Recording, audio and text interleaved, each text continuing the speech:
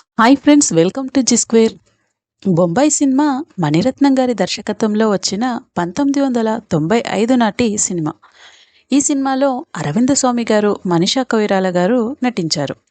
AR Rahman గారు ఈ సినిమాకి సంగీతాన్ని అందించగా వేటూరి గారు పాటలన్నీ రాశారు. ఇక బొంబాయి మత కలహాల నేపథ్యంలో తీసిన సినిమా ఇది. అయితే ఈ సినిమా బొంబాయి నగరంలో కేవలం 3 రోజులే మాత్రమే చిత్రీకరణ జరుపుకుందట. మిగిలిన షూటింగ్ అంతా కూడా మద్రాసులోని స్టూడియోలో బొంబాయి వాతావరణాన్ని పునర్నిర్మాణించి చిత్రీకరించారు. అంటే సెట్ వేశారనమాట. మణిరత్నం గారు దొంగ దొంగ సినిమా తీస్తున్న సమయంలో బొంబాయిలో అల్లర్లు చెలరేగాయి. అప్పటి నుండి ఆ నేపథ్యంలో సినిమా చేయాలని మణిరత్నం గారు ఆలోచించడం మొదలుపెట్టారు. మలయాళ రచయిత ఎన్టీ వాసుదేవన్ గారిని కథనాలను సిద్ధం చేయమన్నారట.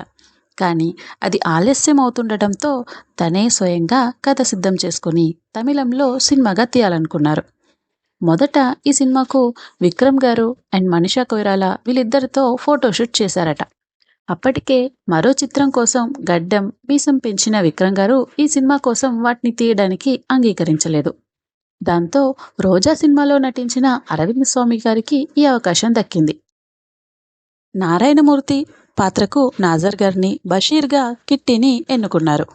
అయితే హీరోయిన్గా మనీషా కొయిరాలను అప్రోచ్ అయినప్పుడు ఇందులో తాను పోషించే శైలాబాను అనే పాత్ర కొంచెం అమాయకంగా 2 పిల్లల తల్లిగా ఉంటుందని చెప్పారట. కానీ ఈ పాత్రలో నటించడానికి అంగీకరించొద్దని తన చుట్టూ ఉన్న వాళ్ళు హెచ్చరించారట. ఒకసారి తల్లిగా నటిస్తే ఆ ఇమేజ్ అలానే ఇరుక్కుపోతుందని, మళ్ళీ హీరోయిన్గా పాత్రలు దొరకవని చెప్పారట.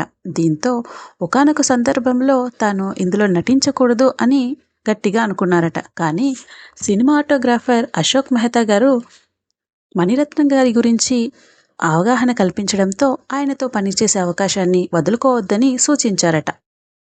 ఆ తర్వాత మనీషా కొయిరాలా గారు ఈ సినిమాలో నటించడానికి ఓకే చెప్పారు. ఈ సినిమా అప్పట్లో ఒక సెన్సేషన్ అనే చెప్పుకోవాలి ఫ్రెండ్స్. ఇక ఈ సినిమాలో పాటలన్నీ కూడా చాలా చక్కగా ఉంటాయి. అప్పుడు ఇప్పుడు ఎప్పటికీ కూడా ఎవర్ గ్రీన్ సాంగ్స్ అంటే ముంబై పాటలనే చెప్పుకోవచ్చు. విమర్శకుల నుంచి కూడా ప్రశంసలు అందుకున్న ఈ సినిమా యొక్క స్టోరీ ఏంటో తెలుసుకుందామా ఫ్రెండ్స్.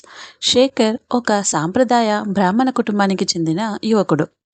బాంబేలో విద్యను అభ్యసిస్తూ ఉంటాడు. ఒకసారి సెలవులకు తన ఊరు వస్తాడు. తిరిగి బాంబే వెళ్ళేటప్పుడు శైలాబాను అనే ముస్లిం అమ్మాయిని చూసి ఆమె మీద అనురాగం పెంచుకుంటాడు. మొదట్లో తమ కులాలు కలవవని శైలాబాను శేఖర్ని దూరంగా ఉంచుతుంది. కానీ వాళ్ళిద్దరూ అప్పుడప్పుడు కలుసుకుంటూనే ఉండడం, శేఖర్ ఆమె కోసం పడే తపనను గమనించి ఆమె కూడా అతన్ని ఆరాధించడం మొదలు పెడుతుంది. శేఖర్ శైలాబాను వాళ్ళ తండ్రి బషీర్ అహ్మద్ను కలుసుకొని అతని కూతుర్ని ప్రేమిస్తున్నానని, పెళ్లి చేసుకుంటానని అడుగుతాడు. మతాల పట్టింపుతో బషీర్ అతన్ని అంగీకరించక బయటికి గెంటేస్తాడు. శేఖర్ తన తండ్రి పిల్లయ్య దగ్గర అదే ప్రస్తావన తెస్తాడు. ఆయన కూడా కోపానికి గురై బషీర్తో గొడవ పెట్టుకుంటాడు. 2 కుటుంబాల నుంచి వ్యతిరేకత రావడంతో శేఖర్ తిరిగి బాంబే వెళ్ళిపోతాడు. వెళుతూ శైల స్నేహితురాలి ద్వారా ఆమెను బాంబే వచ్చేయడానికి టికెట్ పంపిస్తాడు. శైలాబాను బాంబే వెళ్ళిపోయి శేఖర్ను పెళ్లి చేసుకుంటుంది. వారిద్దరికీ కవల పిల్లలు పుడతారు. కొద్ది కాలానికి ఇద్దరి తల్లిదండ్రులకు కోపం తగ్గి మనవళ్లను చూసుకోవడానికి బాంబే వస్తారు. అదే సమయంలో అక్కడ మత కలహాలు చెలరేగుతాయి. ఇక ఈ సినిమాలో హమ్మా హమ్మా పాటలో సోనాలి బెంద్రే గారు అతిథి పాత్రలో కనిపిస్తారు. ఫ్రెండ్స్, ఇదండి బొంబాయి సినిమా విశేషాలు. ఈ వీడియో మీకు నచ్చినట్లయితే లైక్ చేయండి, షేర్ చేయండి, సబ్స్క్రైబ్ చేయండి. Thank you for watching.